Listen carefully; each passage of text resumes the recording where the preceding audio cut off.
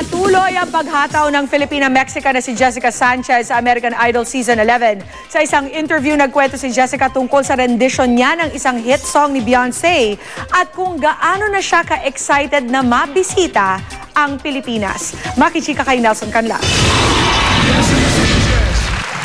You've gone way past my judging. When God was giving out vocal Noong nakaraang linggo, muling nagpahanga ang Filipino-Mexican na si Jessica Sanchez sa kanyang pagkanta ng Billy Joel original na Everybody Has a Dream, kung saan binigyan siya ng ikatlong standing ovation ng judges ng American Idol Season 11. Ngayon, isa na naman daw nakakamanghang performance ang ibinigay ni Jessica. Ang Sweet Dreams na hit song ng pop singer na si Beyonce ang kinanta ni Jessica. Pero imbis na mabilis, very slow niya itong kinanta sa saliw ng isang harp. Nauna nang sinabi ng mga judge na ganitong klase ng kanta ang bagay kay Jessica.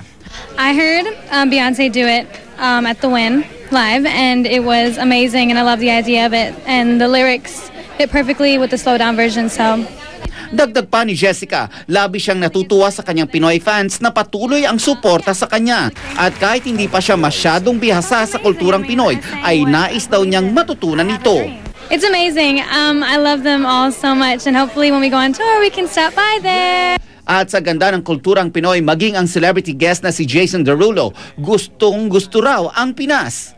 Absolutely, love the Philippines. I love Japan. I love Australia. I mean, I've been all over the world. You know, it's been amazing to watch how music can morph in different countries. Mapapanood ang Season 11 ng American Idol sa ETC. Nelson Canlas updated sa Showbiz Happening. Muling sasabak sa comedy ang primetime queen na si Marian Rivera sa bago niyang pagbibidahang sitcom dito sa Kapuso Network. Pero bago yan, pinainit muna ni Marian ang maulang summer sa kanyang sexy magazine cover. Ano naman kaya ang say ni Ding Dong? Makichika kay Aubrey Carambe. Kitang-kita ang sexy curves ni Marian Rivera para sa cover ng April issue ng Cosmopolitan magazine. Walang takot na ipinakita ni Marian ang kanyang bikini-ready body, suot ang cut-out one-piece swimsuit. Approved naman daw ito sa boyfriend na si Ding Dong Dantes. Basta as long as kaya kong dalhin at kaya ko siya na hindi ako maiilang, gagawin ko. Binigay naman nila sa akin yung mga damit na hindi ako maiilang, kaya nagawa ko siya. Bukod sa kanyang sexy cover, excited na rin si Marian sa bagong pagbibidahang sitcom sa GMA, ang Tweets for My Sweets na magsisimula sa Mayo. Na-miss daw ni Marian ang pagkukomedy at makakasama rin niya ang mga itinuturing na icon sa pagpapatawa na sina Nova Villa at Roderick Paulate. Sobrang idol ko yan, Petrang Caballo. Hindi ko siya makakalimutan doon, kaya sabi ko gusto ko siya makatrabaho. Tapos si Tita Nova, isa pa yan, na isa sa pinakamahusay talagang magpatawa. Kaya thankful ako na ang ganda ng cast ko talaga. 10 buwan ako nagpaiyak sa Munting Heredera. Tapos kahit ginagawa ko yan, pag nakikipagkwentuhan ako, sinasabi ko na sana magkaroon ng comedy show dito sa GMA. And narinig yata ako ng Diyos. Ito, excited na ako magtrabaho for comedy.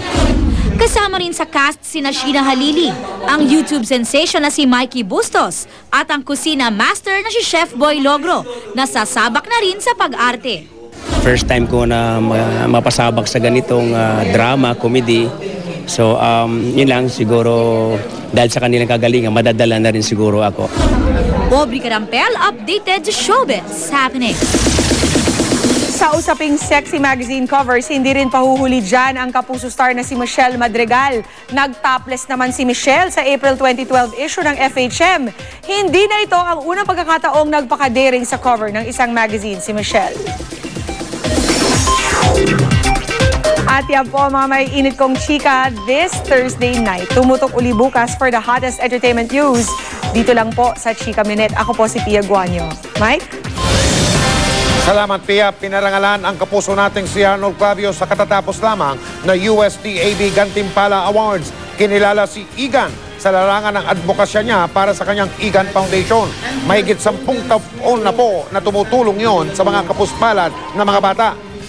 Kabilang din sa mga alumni na binigyan parangal si Nestor Cuartero, Assistant Entertainment Editor ng Manila Bulletin at Entertainment Editor ng Tempo, at si Luis Chito de la Vega, Editor-in-Chief ng Inquirer Libre. Nagpapasalamat naman si Igan para sa parangal na inialay rin niya sa lahat ng bumubuo ng kanyang Igan Foundation. Hindi pwedeng on-cam lang tayo. mas maganda yung after nung trabaho, i-extend mo pa rin yung sarili mo for others, no? Ito yung blessings na binigay sa akin, and it's about time na ibalik ko naman yung at i-share din sa mahihirap yung blessing na yun. Congrats, Igan! At yan po ang mga balitang aming tinutukan sa nakalipas na 24 oras. Maraming salamat sa inyong pagtitiwala. Mula sa tahanan ng katotohanan, ako po si Mel Tiago. Ako po si Mike Enriquez. Ito ang GMA. Walang kinikilingan, walang pinoprotektahan. Walang kasinungalingan, serbisyong totoo lamang at dahil hindi natutulog ang balita. Nakatutok kami 24 oras.